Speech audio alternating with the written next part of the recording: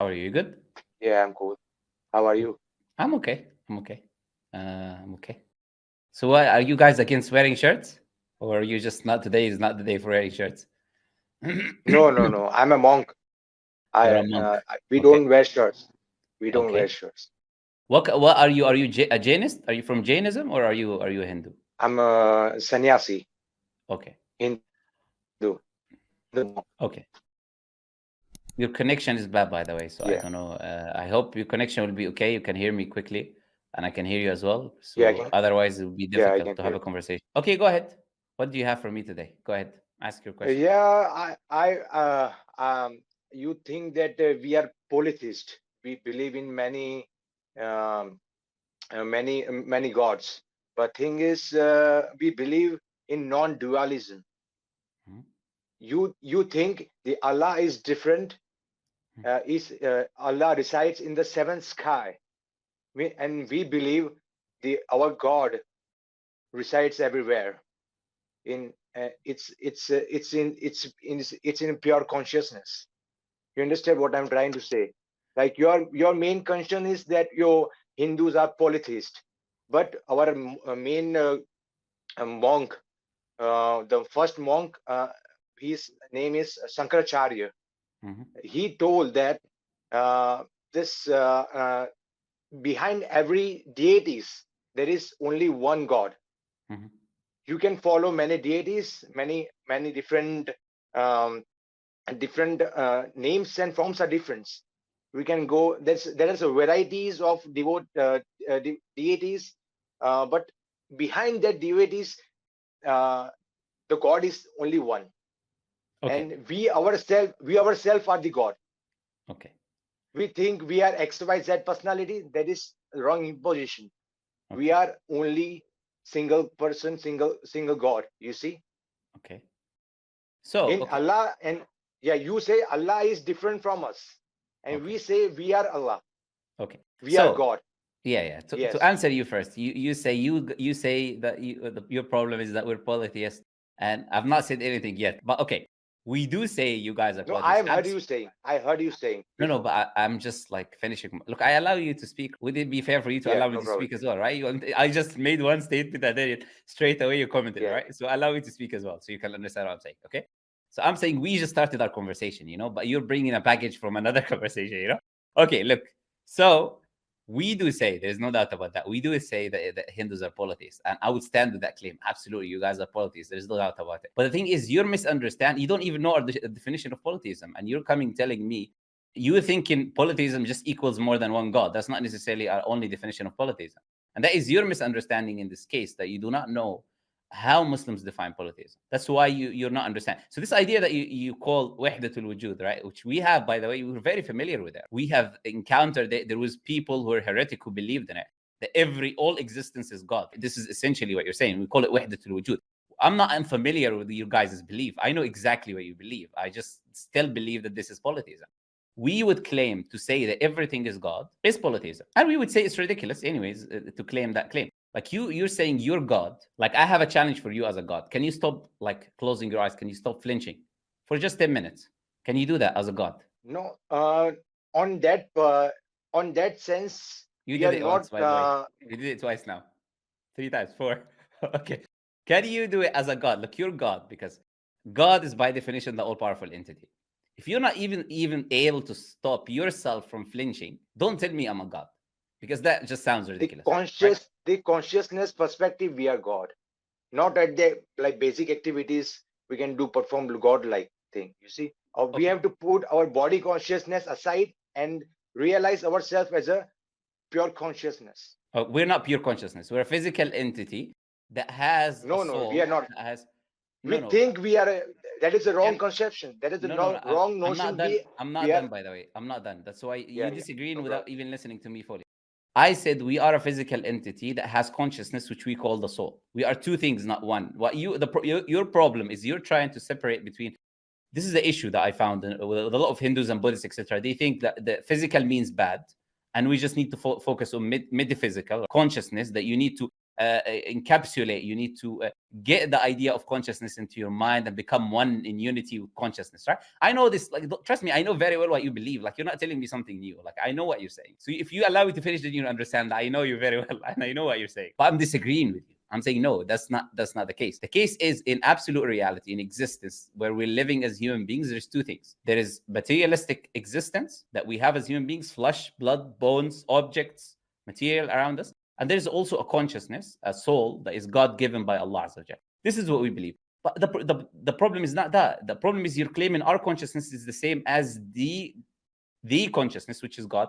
Anyways, you use the term God, but you don't really mean God. We use the term God differently. Anyways, the unity of consciousness, which you're calling God, is not what we call God. When we say we believe in God, or there's more than one God, we're referring to a specific thing, something that has attributes of all-powerful, all-knowing, omniscient, omnipotent, all of these attributes that you've definitely heard before. This is what we mean by God. So if you use the term God and refer it to anything else other than that, we do not care. We don't say that is God. We say you're misusing the term there. So if you call yourself God, so I said to you, it is ridiculous to claim that you're God, because I'm telling you, you cannot even stop flinching your eyes. But the funny thing is this, like, when you, because you're claiming you're God, when you commit murder, then you're saying God murdered God. when someone steals, then you say God stole from the other God. So it just becomes ridiculous. If everything is God, then there is nothing else. And this is essentially the essence of your guys' belief, is that there is nothing else in existence, just God. There is no humans. But we say that makes zero sense, because intuitively, as human beings, we know that we're separate entities. We exist. We have ideas. We have understandings. We engage with one another. This is what we know for a fact. So for you to come and tell us, no, you actually don't exist, you're not real, we're not going to believe you, really. It doesn't make sense for us. So you can believe it, it's okay. Yeah. There was a one Muslim in Syria whose name was Mansoor. Okay. He came to India, then he take this study from India, Guru. Okay. Then he went back to Syria and told Anal Haq, which means I'm Allah. Al-Hallaj, you're talking about Hallaj. His name is Al-Hallaj, by the way. Yeah, Al-Hallaj. Yes. I know who you're talking about very well. I know. Like, you're telling me the story. Yeah. What's the point of telling me the story? Go ahead. Yes. Tell me about Al-Hallaj, which I already know. He said Anal Haq means I'm Allah. He was in the same consciousness of Hindus monks. No, that's not what it means. Hindu monks and that. Step by step. He said Al-Haq means the truth. It is a name of Allah's names, one of Allah's names. But the issue is not just saying Al-Haq, he said other things as well. But do you know what happened to him? Yeah, his legs and hands were amputated by the Muslim peoples, like many fanatic Muslims. They amputated the legs. Okay. No, there's nothing about you. They were so disturbed by the... Yes. Fanatic. Look, if you look, you're very nice now. If you want me to get into fanatic in Hindus and what they do, we don't want to get there. Yeah, we're very nice. If you start calling Muslims fanatics, I'm going to talk about Hindus as well. So story time is Syria. Look.